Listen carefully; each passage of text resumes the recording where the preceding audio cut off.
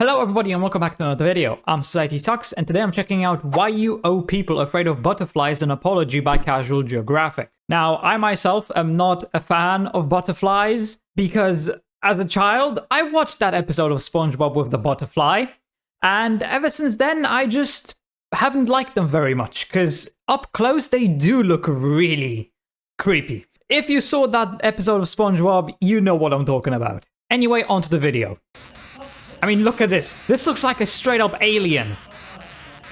Plenty of animals have pretty privilege, and no other animal has ridden that train further than a gutterfly. I did not misspeak. This halo effect insect is an abomination with wings, and if that offends you, you could die in a field today. Corpse still warm. Last thing you might see is a bloodthirsty butterfly swarm. Wait. Many butterflies drink blood. What the blood? Among other things. Butterflies will do this thing called mud puddling, and essentially, it's using that built-in straw called a proboscis drink blood to suck the juices out of organic matter to farm free nutrients. Trench flies usually get it out the mud, but they'll also suck on rotting plants, feces, and dead bodies. You don't even have to die. If you pull over to the side of the road to relieve yourself and come back hours later, you may find a flutter of fiends feeding on your urine. See, now you thought they just used flowers as fuel, and that is true. The problem is just a diet of sugar water will leave butterflies without key minerals they need. One of those minerals is sodium, and they'll go to extreme lengths to secure it, even irritating the eyes of reptiles to drink the tears. Crocodile tears have use to someone. Of course, butterflies taste through receptors on their feet, so one landing on you doesn't make you a Disney princess. It makes you a sodium-seasoned rest stop for a flamboyant fly that's just using you until it gets what it wants and moves on to the next one. Because butterflies are boys with wings, and that is not a joke, because their mating behavior is out of pocket for something with its PR, but one thing at a time. We'll get to that. But the only... Okay, I gotta pause. See, I've never liked butterflies. I always liked moths instead. Like the big moths, the fluffy ones. But this makes me question, do those moths have similar behavior? Because if they do, I might start disliking them as well. Anything more questionable than what some butterflies eat is what some people will do to find them. The Purple Emperor is a beautiful, ethereal muse to any does look really cool. It's also a death merchant that avoids flowers, instead preferring rotting animal flesh and fecal waste. That hasn't stopped folks from seeking out this corpse fly, and here are some of the things people... Okay, so in nature there has to be some animals which do consume feces, decaying matter, dead animals, because something has to clean that up. It's disgusting, but this is how nature works. This is normal, this has to happen. In every region there's some sort of animal which does this. They're the cleanup crew. I just didn't think that butterflies were a part of it. Used to attract them. Rotting fish, fermented shrimp paste, stinking bishop cheese, dog poop, roadkill, very used diapers, and in one case, a trailer of diapers? But according to longtime enthusiasts, one of the biggest turn-ons for a Purple Emperor is urine-soaked fox poop. I don't think that's a coincidence, because not only are butterflies fine to mine for liquid gold, science says they might prefer the pee of carnivores, specifically mountain lions, to that of humans or cows. So when you say they prefer cougar pee, we're talking about in more ways than just cloudy with a chance of storming Daniels. But butterflies are opportunists that'll take them. It must have minerals that they just really need. Vampire moths, yeah, them's a thing, are able to use hook-shaped tongues. Russian experiments have shown that vampire moths, yeah, them's a thing, are able to use hook-shaped tongues to drill through human skin and feed on the blood.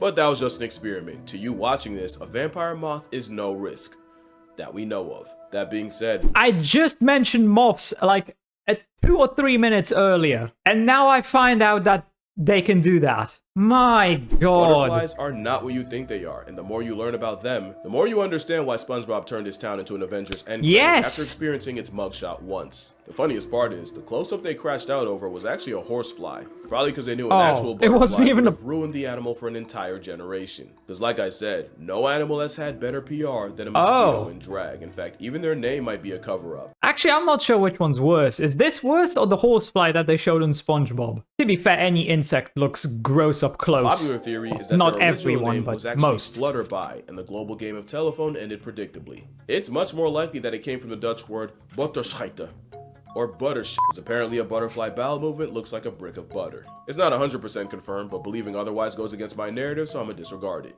Insane intro aside, what is it that makes a butterfly? Because I wasn't kidding. If you're like me, butterflies are not what you think. That's a leaf. Like on a scientific level, Lepidoptera represents the butterflies are not what you think. Like on a scientific level, Lepidoptera represents the order of flying insects, not what you think. That's Like, literally on a prop scientific hunt in real level, life. Lepidoptera represents the order of flying insects that are, well, basically moths and anything that looks like a moth. It's the fluffy Butterflies ones. are a relatively small superfamily that's less than 10% of the Lepidoptera There's 160,000 species of moths? Holy crap! And butterflies are only up to like 20,000. Well, that we know of at least. party, with a Crazy. small contribution of at most 20,000 species. Everything else is a moth. They go to war, moths clear. There are also skippers, which are technically butterflies, but were such an out-of-character butterfly that science thought it was its own thing. Long story short, it's a butterfly that heavily borrows from the moth's playbook, especially Yeah, it when looks comes like a to flying, combination of which both. gets straight up confusing when you realize there's an animal called a moth butterfly that skippers have nothing to do with. But basically, American moth butterflies are that weird, only ever see during the holidays type of family of butterfly that were so weird and mothy, it kept them from the butterfly function until recently. Boring high school sciencey stuff aside, it's a moth's world. Butterflies are just a small part of it. I say that because there will be mentions of moths in this video, and I just know I'd get my Lepidoptera pass checked if I didn't make that clear. Because there's a lot of evolutionary headassery going on with moths, and I'm not about to leave it out. I didn't make that clear. Because there's a lot of evolutionary headassery going on with moths, and I'm not about to leave it out on a technical. So that's the thing from the beginning. That's a moth. Okay, yeah, now that I look at it closer, that's definitely not a butterfly. What in the hell is any of this? That's not a moth, that's an alien. So yeah, butterflies are not what you think, even in an artistic sense. That butterfly's dead. If I ask you all to draw a butterfly, chances are 95% of you would draw this, and you would be illustrating a corpse. For some reason, butterflies are often drawn the same way dead ones are pinned and displayed by those who collect them. We basically did a blobfish to the butterfly and immortalized their death pose. A butterfly might hit this I mean, pose how at else some would you point in its draw it? natural life, but most times a butterfly looking like this isn't. But it was. My condolences to anyone watching this and realizing they have a dead winger tattooed on them. So while we did do butterflies dirty there, butterflies don't need help doing that themselves with the things they eat, and that really starts as caterpillars. As you know, butterflies have many forms, and the caterpillar's job is to eat as much as physically possible. Caterpillars have the type of greed they warn you about in the Bible. No other animal reaches such biblical levels of gluttony. A caterpillar can eat 200 times its birth weight in the first 2 weeks, which can become 1,000 times its weight in only 2 months. Now those numbers probably don't hit as hard as a North American silk moth. No animal alive eats more relative to body size than a marauding moth. They look so 86,000 fluffy. people alive eats more relative Look at them. Bruh. That looks like something... It looks like you could pet it and it would just feel so damn fluffy. to body size than a marauding moth, which will eat 86,000 times its body weight in less than 2 months of life. To keep that same pace, your 7-pound baby would have to scarf 273 metric tons of mass or 601,861 pounds worth of Similac. Pot of greed. Caterpillars eating constantly does have a consequence, and is them being in a perpetual state of dropping bombs. The scientific name for caterpillar waste is frass, and these hedonists pile on the frass by the metric hecton. If you live in the area code, it's frass, and these hedonists pile on the frass. What the fuck is that? That just looks like a bunch of like fuzzy hair that's moving. By the metric hecton. If you live in the area code of the gypsy moth, then you've likely woken up to the sound of heavy rain with no water, because it was actually the sound of caterpillars mass flooding folks with frass from above. To be fair, if you could get all your lifetime bathroom visits out the way that's in just only a few weeks, falling. in that time the toilet would never not be attached to your cheeks. But another consequence of caterpillars unloading enough bricks to rebuild the city of Gotham, or Newark, is predators like wasps will track them down by following the brown brick road. So many caterpillars can ballistically launch their own fecal matter like a cannonball. The skipper caterpillar can shot put its own product up to 40 times its own body length, which is the equivalent of a man blowing it out the other end over 200 feet. Mind you, the world record for shot put is 77. Caterpillars shoot the but ain't no back talk, and the chances a habitual slinger shoots one into your mouth is low. Science won't let it be zero. But don't not always impossible, shoot. yeah. Only because caterpillars will also use their poop to manipulate the very plants they eat. Plants don't just get munched on all day and just take it. They'll produce chemicals to repel plant predators like caterpillars. Not only that, but those chemicals are like a cry for help, where one plant being eaten can warn others with its aromatic alarm bell. The catch is, damn, it's it can chewing only through it react so to one quickly. threat at once, and the armyworm caterpillar exploits this by dropping deuces that tricks the plant into thinking it's being attacked by a fungal infection. The plant can only deal with one problem at a time, and while it's crashing out trying to fight a fungus that isn't there, the armyworm has free reign to eat it along with any other plant taking a cue from it. That's diabolical. That's cool. The plant's get back is devious. Some plants can release a chemical that turns caterpillars into cannibals. Apparently, methyl jasmonate is such an insult to a caterpillar's palate that when plants would produce it as a defense, the caterpillars decided they'd rather eat each other instead. Simply not eating is not Hey, an that's option. actually The perfect moment a plant revenge. becomes less palatable is the moment you see a bunch of sandworms start ripping into each other. Although in the plant's defense, caterpillars don't need much to turn on each other, and the moment caterpillars realize there isn't enough milkweed to go around, they'll start aggressively headbutting each other to steal food. So caterpillars don't always choose violence, unless it's food, then the bulkworm's ready for war. But the reason the hungry caterpillar is more of a curse than a kid's book is because they'll need all that energy for metamorphosis. And if the endgame of that wasn't a butterfly, we'd probably look at the whole process differently. You know it starts when hell freezes over and the caterpillar does something wildly out of character. It stops eating. If you keep watching, you'll witness the caterpillar split its skin and then pull its flesh suit down and then writhe around like a foot trying to emancipate itself from a gym sock until the skin suit falls and reveals a gooey casing called the chrysalis. So a quick rundown. The chrysalis is the shell booger the switch up happens in. Pupa usually refers to the life stage this happens in, and the cocoon you may remember hearing about are the silk cases many moths will make as a chrysalis substitute. Some moths don't cocoon, but no butterfly does. Now, the process of metamorphosis is beautiful and has also been associated with rebirth. It might be associated with something else if nature removed the modesty chamber and let you see what actually happens. Inside the chrysalis, the caterpillar releases enzymes to dissolve its tissues, basically digesting itself into almost soup. If you cut the chrysalis, a mess of caterpillar slushy would spill out. The only things that don't turn into Shrekfest are imaginal discs, and what they are basically whatever they need to be. They're like the blueprint to their adult life, with discs for every butterfly body part like wings, eyes, antennae, and they lay dormant in the constantly eating caterpillar like a sleeper cell. The only thing stopping it from activating is the juvenile hormone in the caterpillar, and the same way neutering neophytes kept castrato sounding young, the hormone Peter I have no Pan's the idea what the hell that's caterpillar and keeps about. them young so they can keep eating like nature's favorite feedie. Once the hormone drops, the caterpillar pupates, and those sleeper cell imaginal discs use the protein-fueled former caterpillar to fuel rapid cell division. The process isn't one-to-one for every caterpillar, but that's pretty much the spark notes. Monarch butterflies occupy a chrysalis anywhere from 10 to 14 days. Some, like desert orange tips, will wait years, some say even close to a decade, for the right conditions to pop out. Another fact is that adult butterflies can remember part of their lives The fact they can as survive that long is caterpillars, even insane. with their time as butterfly broth in between. Science shows that caterpillars conditioned to avoid certain smells through electrical Although, I mean, I do have tarantulas, and they can take a ridiculously long amount of time before they decide to molt. And when they're getting ready to molt, they don't eat. I once heard a story about a guy whose tarantula didn't eat for like a year and a half. Then it molted, and then it just started eating again.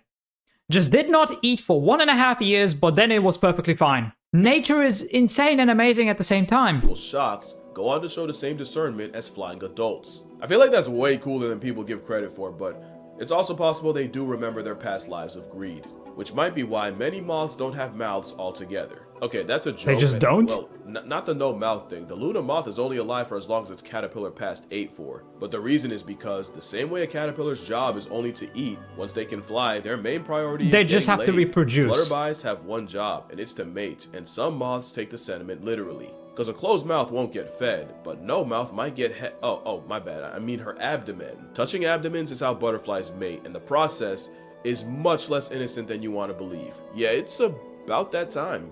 Almost every messed up thing about butterflies comes down to them catching a date. Butterflies will use several factor authentication like sound, color, even flight patterns to choose a mate, but the real secret sauce are pheromones. Males use pheromones like a calling card, and many moths and butterflies have a hair pencil to help get the message out further. Also called the coromata, it's a scent organ that inflates this and is pretty fans out normal so pheromones far. to anyone who might be interested. And with over 180,000 species of moths and not moths, someone was bound to take it too far. And Creighton's Genghis shows you just how so far that's in what love that can is. some guys go. If it's any solace, a horny male moth can't fly with its coromata out. Life finds a way.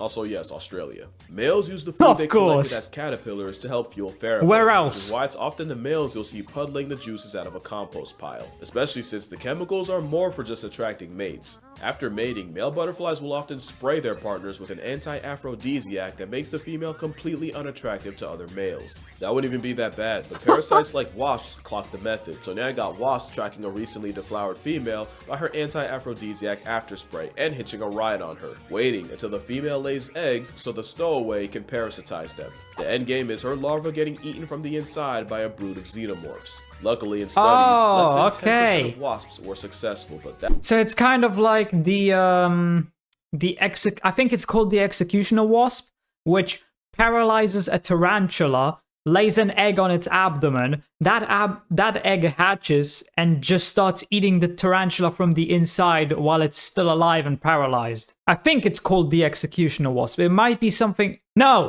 It's a tarantula hawk, not the executioner wasp. That's a different thing. It's the tarantula hawk. That's what an insecure man can do to you. But some males don't stop at man repellent. Some went ahead and invented chastity belts.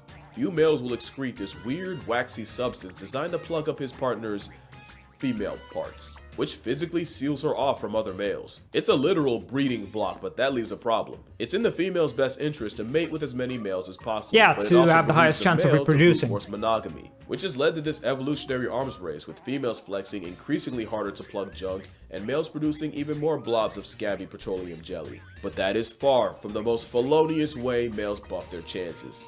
Some people have experienced the rare occurrence of 2 butterflies in one chrysalis.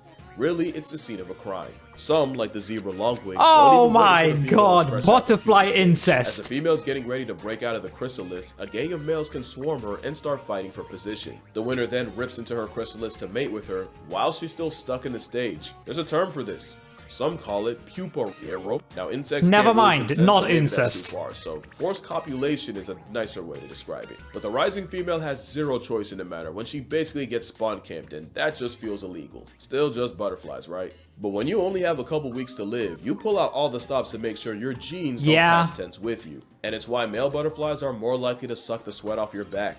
Not only do those nutrients help form pheromones, during mating, males will pass off nutrients to the female as a sort of consummation gift that helps the eggs, and in some species, the males will transfer 25% of their body weight in the process. Which explains why male butterflies are crackheads when it comes to some mineral, and some males take it so far, science had to invent a whole nother word for what they do. Because in North Sulawesi in Indonesia, milkweed butterflies were seen harassing, scratching, and eventually sucking the juices out of caterpillars. The same claws they use to scratch the sweet out of leaves, they'll use on a caterpillar until their internal essence spills out, and at that point, the butterfly treats its own kind like a juice box, which led to the term kleptopharmacology. Because they're not exactly preying on the pillars, more than just stealing their substance, and a lot of times the caterpillars actually survive. Although knowing that they keep their memories as adults, kind of like cannibalism. PTSD. I think I'd rather die. So it's like cannibalism, but the caterpillars don't necessarily... So it's more like vampires, in a way. They basically drink the caterpillar's blood. The juice, let's just call it blood for simplicity's sake. They basically drink the blood, but the caterpillar can survive that. But yeah, that's gonna do it for this video. If you come away from this video thinking less of butterflies or even hating them, then I failed at my job. I never want to be the reason y'all hate an animal when there isn't an animal alive. Nah, I just always preferred moths. There's no cutaway. I meant that. The butterfly didn't ask to be put on a pedestal. If learning more about them ruins them, that is a failure of your own expectations. And to steal a line from friend of the channel, Hank Green, butterflies aren't here to please us. Their beauty is an accident, and we are merely spectators. Especially when the monarch population I mean, it's an animal. It has to survive somehow. That's the scariest thing about them. Also, I want to thank y'all so much for no matter how messed up they are. I've said it before, but y'all have changed the trajectory of my life in ways you cannot even begin to imagine. I got a lot more stuff planned, promises to keep. I did not forget the checks my big mouth wrote this year. But for now, as a thank you, I'll be doing a video on that's adorable. The top comment Look at how says, fluffy it is. Within reason. Anyway, been a minute since I said this, but drink water, hug your mother, save the butterflies, fam, and moths too. And I'm gonna see y'all eating the butterfly? in the next one. Or is it just playing with this it? year, to be honest. No, it's eating it. Well, I think it's safe to say that I really did not know as much about butterflies as I first believe I did. They are far more messed up than I expected, but at the same time, that's just nature, that's normal. It's not cruelty or anything like that. That's a human definition. I mean, even the males which mate with the female while she's still in the damn cocoon. I'm just gonna call it cocoon because I don't remember the actual name, what he said. For humans, that might seem messed up, but that's just nature. It's normal. It's not... There's nothing wrong with it. As long as the species survives, what they do to survive is okay. The ends justify the means, because the species lives on. no matter how they achieve that. Because at the end of the day, that's the goal of every species on Earth, is just to survive, procreate, and keep the species going so it doesn't go extinct. It's the same thing for us humans. But anyway, that's enough for this video. I hope you enjoyed. If you did, please consider subscribing and leaving a like. If you want to see more reactions, check out this video right here. And with that, I hope I'll see you in the next video.